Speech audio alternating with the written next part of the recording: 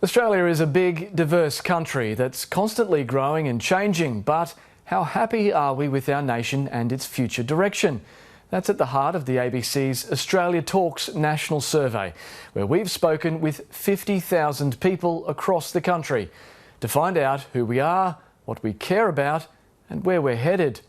You've told us climate change, health and saving money for retirement are the top three problems for you personally. And the majority of Australians are also dissatisfied with how the country's going, with household debt, cost of living and drug and alcohol abuse, the biggest concerns facing the nation.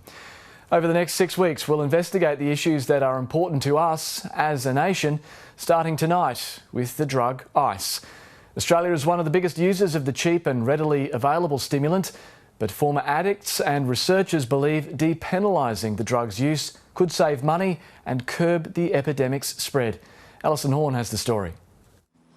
Queenslander Talia Adams used the drug ice every day for 10 years. The former financial officer was a self-described high-functioning addict, but in 2017 her addiction spiralled and she was arrested. And it just was the worst mistake of my life because now my life's changed forever. Queensland and New South Wales are the only jurisdictions where police aren't able to divert ice users into rehab instead of pursuing a criminal sanction. The approach is known as depenalisation. If someone had stopped me at that first point of contact, I wouldn't have nearly as many charges. I wouldn't have gone to prison. The provision of the criminal conviction for someone who is using or possessing drugs alone will often lead to far more damaging consequences. Methamphetamine continues to be the nation's #1 illicit stimulant drug of choice, with nearly 10,000 kilograms consumed last year in front of cocaine, ecstasy and heroin.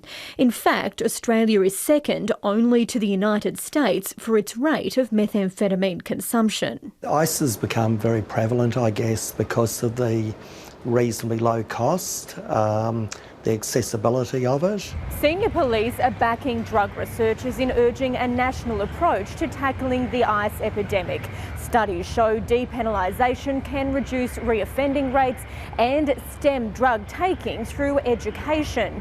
And more than half the people who've come into contact with police have been sent to diversionary programs. There is a strong desire to expand the provision of alternatives to arrest.